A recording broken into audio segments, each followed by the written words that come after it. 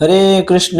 ग्रंथराज श्रीमद् भागवतम की जय। श्रील प्रभुपाद की जय। श्रीमद् भागवतम कथा रूप चैप्टर 92।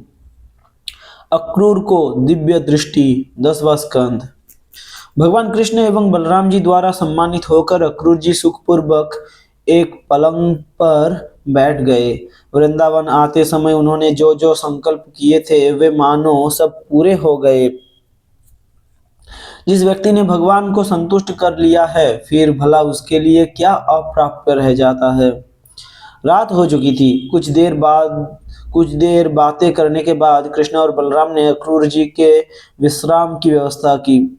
उस समय श्री कृष्ण ने कहा, चाचा जी, मेरे कारण मेरे निरपराधी माता पिता को कितना कष्ट भोगना पड़ रहा है। मेरे कारण ही उनके पुत्र मारे गए और वे स्वयं कारागार में बंदी पड़े हैं।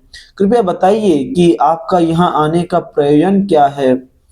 उत्तर में अक्रूर ने उन्हें कंस का संदेश तथा षड्यंत्र दोनों बता दिए। उन्होंने श्री कृष्ण को यह भी बताया कि नारद मुनि ने कंस के सम्मुख कृष्ण और बलराम के जन्म का रहस्य उजागर कर दिया है। ये सुनकर कृष्ण और बलराम मंद मुस्कुराने लगे और नंद महाराज को कंस के आदेश की सूचना देने के लिए गए। नंद महाराज ने पूरे गांव में ढिढोरा ढिढोरा पिटवा दिया ढिढोरा पिटवा दिया। सब लोग महाराज कंस के लिए दूध से बनी हुई विभिन्न वस्तुएं तथा अन्य मूल्यवान उपहार लो और अपनी बैलगाड़ियों में भरकर तैयार रहो। कल सुबह हम मथुरा में हो रहे एक विशाल महोत्सव में भाग लेने जाएंगे और राजा को ये सब वस्तुएं भेंट स्वरूप देंगे। जब गोपियों ने सुना कि अक्रूर जी कृष्ण और बलराम को वृंदावन से मथुरा ले जाने के लिए आए हैं तो वे अत्यंत दुखी हो गई। कुछ गोपियां तो इतनी खिन्न हो गई कि अपने सब कार्य छोड़कर वे ऐसे बैठ गई मानो उन्हें तुरंत मृत्युदंड की सूचना मिली हो। पत्थर की भांति जड़ होकर वे ध्यान में चली गई और उन्हें अपने आसपास के परिवेश का कोई ज्ञान नहीं रहा। गोपियों के उद्विग्न चेहरे कांतिहीन हो चुके थे। उनकी श्वास तेज एवं गर्म हो गई और उनमें से कुछ गोपियां तो मूर्छित होकर गिर भी पड़ी। गोपियां भगवान मुकुंद के क्षण भर वियोग का विचार करके भयभीत हो जाता करती थी और अब उनके मथुरा जाने का समाचार सुनकर गोपियों की चिंता की कोई सीमा नहीं रही। गोपियों के हृदय विदीर्ण हो रहे थे। वे तुरंत एक स्थान पर एकत्र हुई और कहने लगी, अरे विधाता, तुम कितने निष्ठुर हो।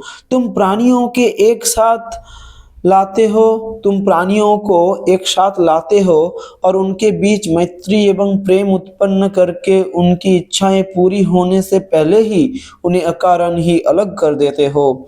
तुम्हारा ये बेतुका का खेल कितना बचकाना है।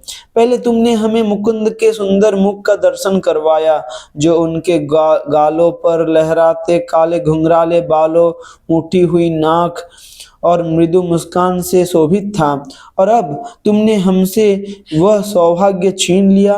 तुम्हारा यह व्यवहार सर्वदा अनुचित है। हे विधाता, यद्यपि तुमने आज वृंदावन में अक्रूर के रूप में प्रवेश किया है परंतु वास्तव में तुम बहुत क्रूर हो।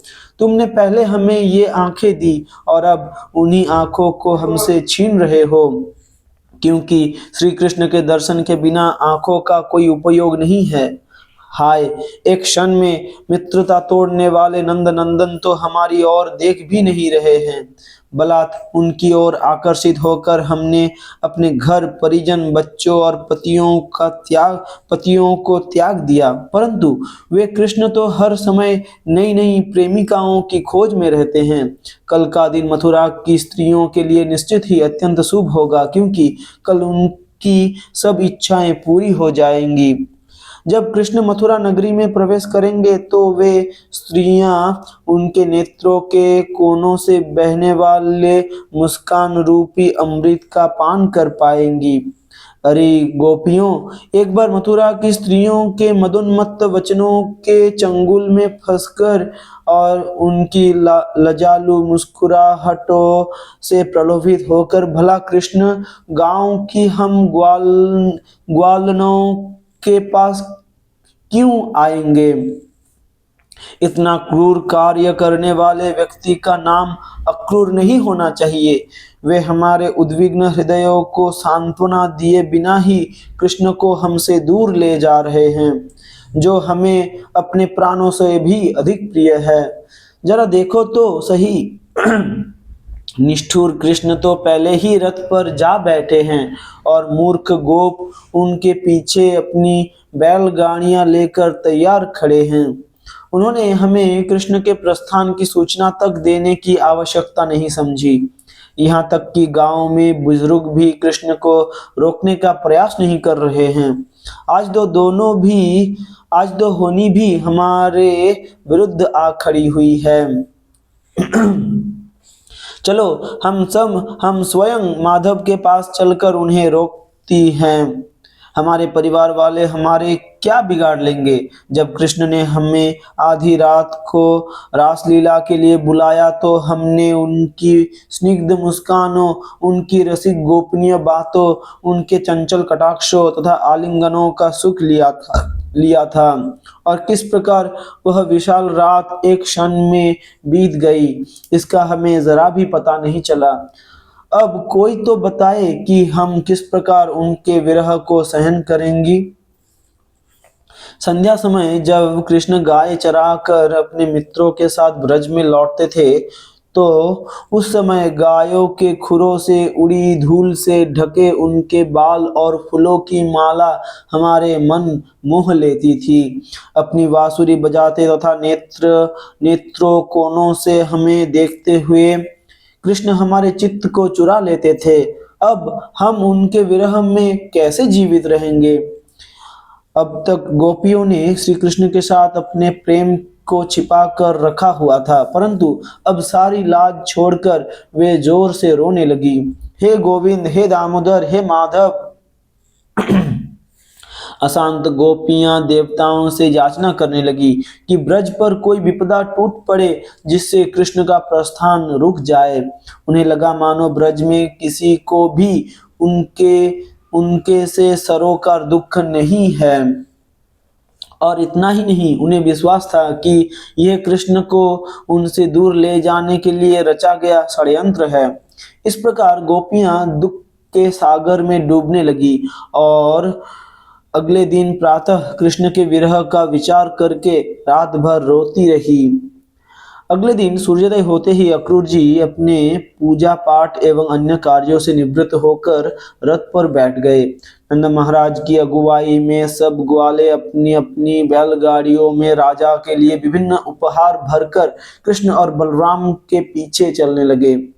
तभी गोपियां वहां पहुंची और कृष्ण के रोकने पर भी उन्होंने रथ को घेर लिया।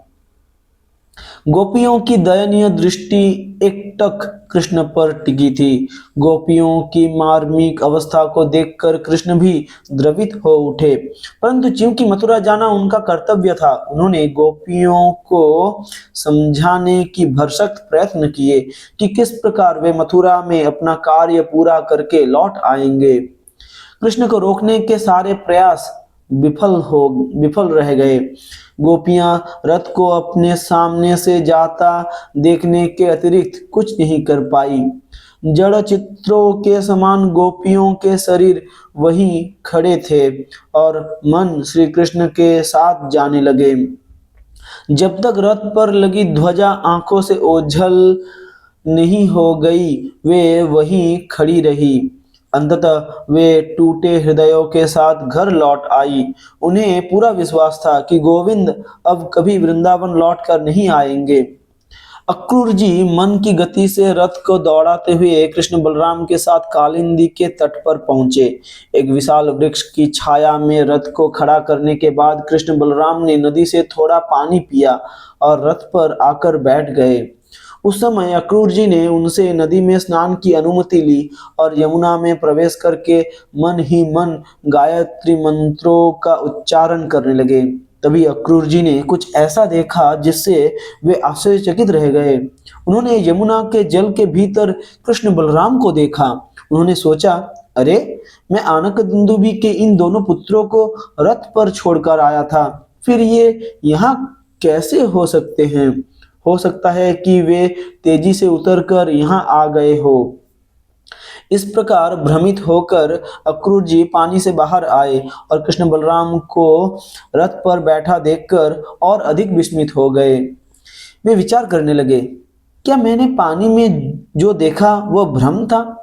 उन्होंने पुनः जमुना में प्रवेश किया और देखा कि बलराम जी हजारों सिरों पर हजारों मुकुट धारण किए अनंत शेष के रूप में है।